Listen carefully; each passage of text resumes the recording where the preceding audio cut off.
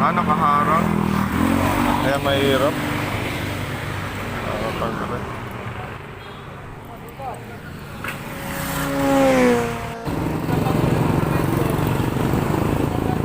Harang.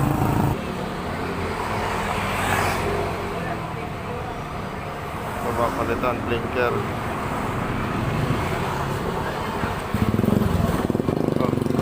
Maguguluhan pa yun pa. Eh, pinapalitan. Kasi nag-blink. Yan, papalitan ng LED. Yan, LED. Papalit natin guys. Sa akin, napalitan na. Alright. So, nandito tayo ngayon sa In-Plane Modo Zone, St. Joseph Road, North Caloocan.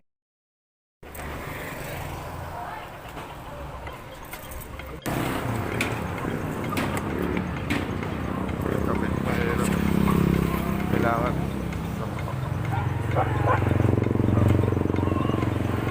gamitan ng tuklap.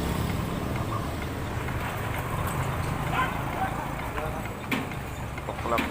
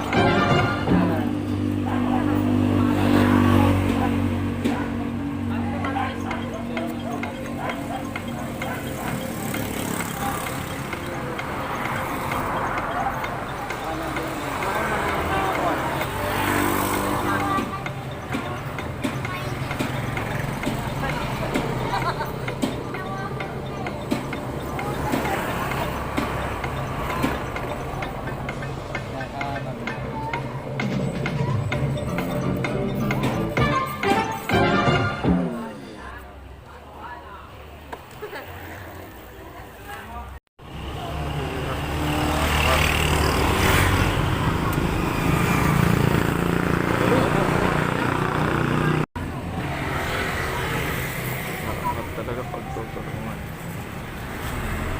para ma-stroke.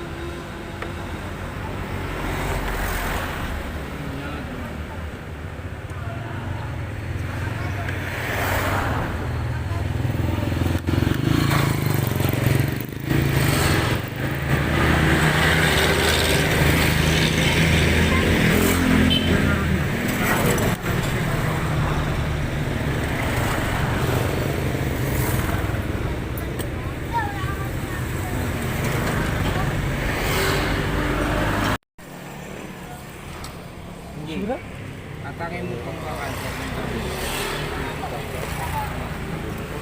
Yan.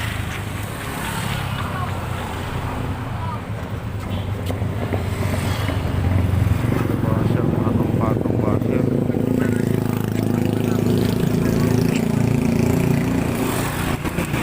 Ang hirap talaga na mag-replace ng tail valve kapag mayroong ganitong crash guard bracket ng top box sa Honda Beat Pi ng aking airpot yan. Alright, punta tayo sa aking Honda Beat Pi at makikita natin kung gaano ka-easy ni-replace ang stock tail bulb nito to LED tail light. Strobing effect that I was like, you know what, I got the second one, I'm going to put it on my Vespa. So let's do that. So stock bulb, brake, brake. Honestly, I don't know who did what work to this poor Vespa, but sometimes I feel really bad for it. There we go. Twist and it should slide right out. Beautiful. And now take the bulb, push down, spin it around. There you go. So again, here's your bulb size comparison. Pretty much the same size. Honestly, it's the same base and that's all that matters. See, it has the two prongs at the bottom, two contacts, and that the two little nubs are offset. One's a little higher, one's a little bit lower. As long as you got that, that's all you need. To get it back in, we do the opposite. In, spin it. If you don't get it the first time, it's probably just that you have it in the wrong direction because it won't go this way. So just turn it 180, boom. Now she's in. Now this we put in the hole, line up the holes and twist. All right, and now it's all back together. On, running light, and brake. Alright, yung stock ng ating Honda Beat Pi, ganyan, yung bulb. So, susubukan naman natin yung LED para sa ating tail light sa ating Honda Beat Pi since 2017. So, 5 years na siya ngayon. Ay 3 beses na ako nagpalit ng stock na yan kasi sobrang umiinit tapos madalas no bumilis. Simula nung napalitan ko na bumilis yung pagkapundi niya. So ngayon nakita natin na meron palang LED light no, nasuggest sa atin, subukan natin yan. At mas mura ang LED 100 pesos lang versus sa stock bulb every time na nagre-replace ako is 210 pesos original doon sa Honda. At sa LED, hindi siya malakas ang init. Hindi gaya dun sa stock, ang init talaga. So, I think mas tatagal tong LED light.